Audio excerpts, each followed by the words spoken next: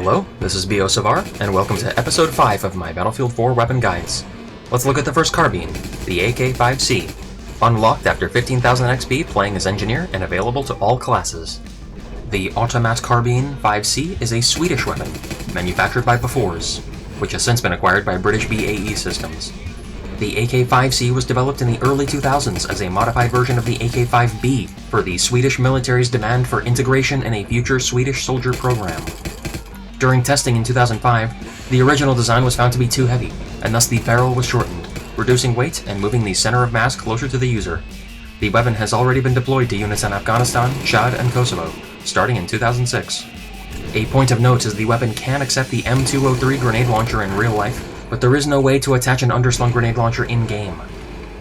The 5C variant is now the standard issue assault rifle of the Swedish Armed Forces, retiring the 5A and B variants. The AK-5C fires the 5.56 by 45mm NATO cartridge. Magazine size is 30 rounds. The AK-5C will do 24 damage up to 8 meters, and this will drop to 15.4 damage at 50 meters. The cyclic rate is 700 rounds per minute, which is sometimes lacking at close range. The recoil is easy to control, usually going straight upwards. Bullet velocity is the highest among all carbines at 620 meters per second. Partial reloads take a quick 1.95 seconds, while full reloads are 2.40 seconds, on the faster end of carbines and all primaries for that matter. Hipfire is between the assault rifles and PDWs at 2.5 degrees. This is the first weapon I'm covering which does not come with an optic provided, so you'll have to use the iron sights for your first 10 kills. Fortunately, they are easy to use and won't be much of a hindrance. The red dot sight will make a minor improvement, however, and will work well for most engagements. Being Swedish, the AK-5C unlocks American attachments, so use them if you don't want to be an infidel. The fast bullet velocity of this carbine means it stands a better chance of connecting shots at longer ranges, and so the ACOG optics may be worth entertaining for you. The laser sight accessory comes first at 20 kills, increasing close range hipfire performance. You should aim to keep targets close with the carbines, so the laser sight can give you the edge at close ranges. The magnifier is hit or miss. You have to switch to it first, but the additional magnification can be beneficial for when you don't want to commit to the ACOG sights. The canted iron sights are the inverse. If you're committed to the ACOG scope, then they may help you compete at close range. The flashlight is a usable accessory, blinding enemies at close range and disabling infrared optics on smoked out maps such as Operation Metro. The muzzle brake is the first barrel attachment and will reduce vertical recoil by 25%. This will allow for more controlled fire at medium range and will net more kills, so use it. A strong consideration should be given to the suppressor, however, as given the fast bullet velocity of the AK-5C, the suppressor is not so much of a disqualifier at medium ranges.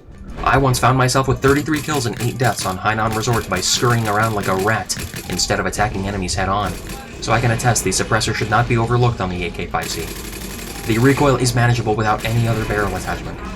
Nonetheless, the heavy barrel is unlocked after 120 kills and will increase aim-fire accuracy at the cost of added recoil. If going loud, this was my preferred barrel attachment, as the recoil is very manageable on the AK-5C, so at mid-range this allowed me to get more kills firing full auto.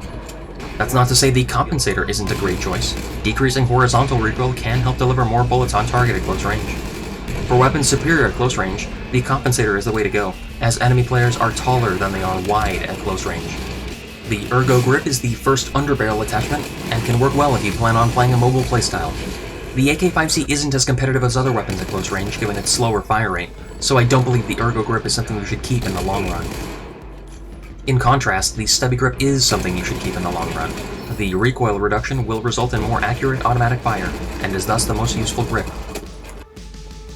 The Angled Grip, therefore, is one of the least useful. The first shot multiplier of the AK-5C is already one of the lowest among all carbines, PTWs, and assault rifles, so this is a missed opportunity. The Bipod stabilizes the gun like nothing else, but if you want perimeter defense, I'd suggest you stick with the light machine guns. That was dead bodies blocking my view! I prefer to play aggressively with the AK-5C, so a field upgrade that helped me was offensive. The fast reload speed lends itself to more aggressive play, and getting into the action faster was a great way to have fun.